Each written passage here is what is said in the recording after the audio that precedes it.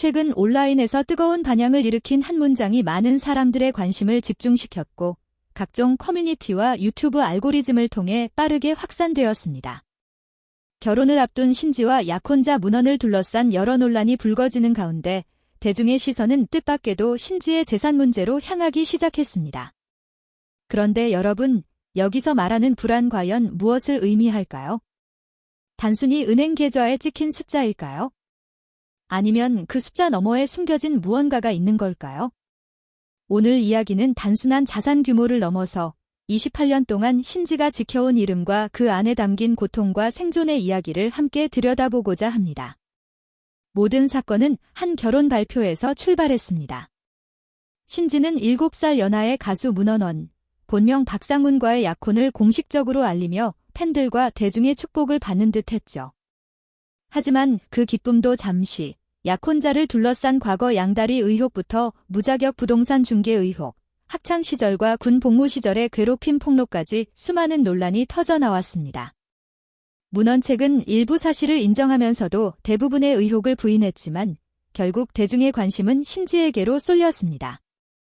신지는 별도의 공식 기자회견 없이 예능 프로그램 전지적 참견 시점을 통해 조심스럽게 심경을 밝혔죠. 그녀는 뉴스가 너무 많이 나와서 보지 않았다며 이미 많이 지쳐 있음을 드러냈고 수척해진 모습은 팬들의 걱정을 불러일으켰습니다. 특히 동료 백가가 식단 조절 때문이냐고 묻자 신지는 미안하지만 나는 식단 조절 안 했다. 그냥 마음고생이다라고 답했습니다. 짧지만 강렬한 이 말은 여러 공식 입장보다 더 깊은 감정을 전달했죠. 이어 밝혀진 사실은 신지가 공황장애 약을 다시 복용하고 있다는 점이었습니다. 이번 논란은 단순한 약혼자 문제를 넘어 신지라는 개인의 정신적 회복력과 그 붕괴 위기를 적나라하게 보여준 사건이었습니다. 결국 이 사건은 그녀에게 또 다른 심리적 상처가 되고 말았죠. 그 와중에 뜻밖의 이슈가 떠올랐습니다. 바로 신지의 재산 규모였습니다. 한 유튜브 채널에서 신지의 멤버 김종민을 언급하며 500억 원대 자산서를 보도한 것이 발단이었죠. 이후 각종 포털과 커뮤니티에는 신지가 이렇게 부자였냐, 코요테 행사비가 그렇게 높냐, 이미 미국 투어까지 했다는 반응들이 이어졌습니다. 사실 코요테는 여전히 행사 1순위 그룹이며 2024년 미국 투어까지 성사시킨 실력파 생존형 아티스트입니다. 28년간 꾸준히 활동해온 그들에게 경제적 성공이 따라오는 것은 놀랍지 않은 일일지도 모릅니다. 그러나 여기서 한 가지 기억해야 할 점은 겉으로 드러난 성공 이면에 훨씬 더 복잡하고 아픈 이야기가 숨어있다는 사실입니다. 그 재산은 빙산의 일각에 불과했습니다. 코요테가 가장 빛나던 시절에도 신지는 진정한 부자가 아니었죠. 노력한 만큼 대가를 받지 못한 가난한 스타였던 겁니다. 소속사는 행사비를 숨기거나 아예 무급으로 공연을 시켰고 수익 정산 역시 제대로 이루어지지 않았습니다. 신지는 그땐 통장 보여달라고 하면 가수하기 싫냐는 말을 들었던 시절이라 회상했습니다. 계약 종료 후에는 받지도 않은 수입에 대해 갑작스러운 세금 폭탄까지 맞아야 했고 신지는 생애 처음으로 대출을 받아 이를 해결할 수밖에 없었습니다. 최고의 전성기에도 은행 대출로 버텨야 했던 그녀의 현실이었습니다. 충격적인 사건 이후인 2012년 신지는 멤버들과 함께 자신들의 회사를 설립하며 독립을 선언했습니다. 그것이 바로 K-엔터테인먼트의 시작이었죠. 그녀가 말하는 진짜 자산은 이제 단순한 숫자가 아니라 28년간 코요테 신지라는 이름을 지키며 쌓아온 생존력 그 자체였습니다. 그녀가 지켜낸 것은 계좌 속 돈보다 훨씬 무거운 것이었죠. 그러나 진정 우리가 주목해야 할 것은 이 모든 외형적 성공 뒤에 숨겨진 이야기입니다. 대중이 잘 알지 못하는 진실, 바로 신지가 오랜 시간 짊어져온 심리적 상처와 내면의 두려움입니다. 2008년 MBC 드막 중심 무대 위에서 단 한 번의 작은 실수가 있었습니다. 평소와 다른 발라드 무대를 선보인 신지는 극심한 긴장으로 목소리와 손이 떨렸습니다. 그 무대를 본 대중은 냉혹했습니다. 사시나무 창법이라는 조롱과 비난이 쏟아졌고 실시간 검색어에는 그녀의 이름이 부정적인 말들과 함께 오르내렸죠.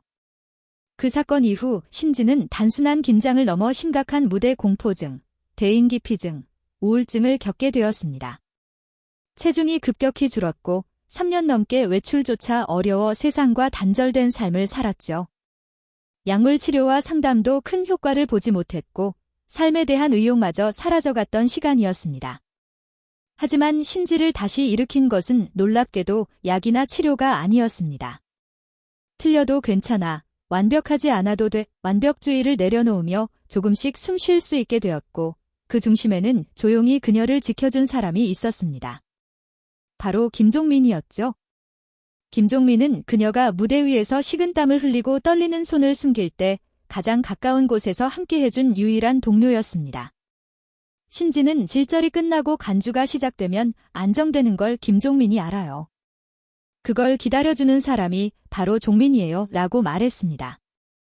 김종민은 그녀의 정서적 보호자이자 무대 위에서 버틸 수 있게 해준 심리적 안전장치였던 셈입니다.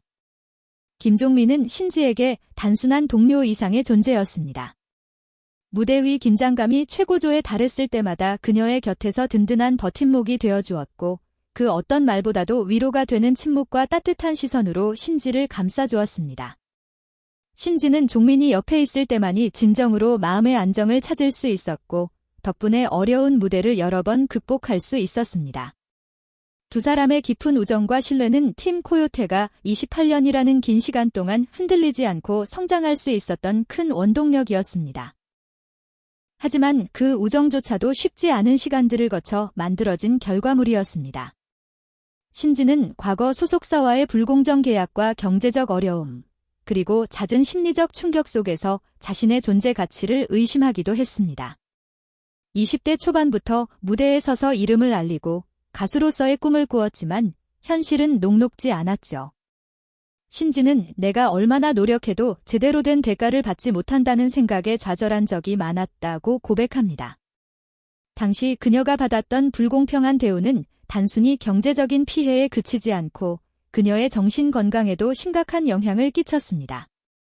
무대 공포증과 우울증으로 인해 일상생활마저 버거웠던 시기, 신지는 한동안 음악 활동을 중단해야 할지 고민하기도 했습니다. 하지만 그럴 때마다 김종민을 비롯한 팀원들의 응원과 지지가 큰 힘이 되었습니다. 그들은 서로의 아픔을 이해하며 함께 극복해 나갔고 신지는 내가 혼자가 아니라는 것을 깨닫는 순간 다시 일어설 수 있는 용기가 생겼다고 말합니다. 이 과정에서 신지는 자신의 내면과 마주하는 법을 배웠고 완벽하지 않아도 괜찮다는 마음가짐을 갖게 되었습니다. 한편 신지의 재산과 관련된 논란은 여전히 대중의 관심사였습니다. 유튜브 채널과 온라인 커뮤니티에서는 다양한 추측과 루머가 난무했고 이에 대해 신지는 공식적으로 침묵을 지키는 편이었지만 팬들과 가까운 관계자들은 그녀의 진심을 이해하려 노력했습니다. 신지가 진짜로 원하는 것은 화려한 자산이나 명성이 아닌 오랜 시간 동안 지켜온 자신의 음악적 정체성과 건강한 삶이었기 때문입니다. 신지는 돈이 많다고 해서 행복한 것은 아니다. 나는 내가 좋아하는 일을 하면서 나답게 살고 싶을 뿐이라고 여러 인터뷰에서 밝혔습니다. 그녀가 말하는 진짜 부는 단순한 숫자가 아닌 음악과 팬들과의 진정한 소통 그리고 자신의 마음을 지킬 수 있는 힘이라는 점을 강조했습니다.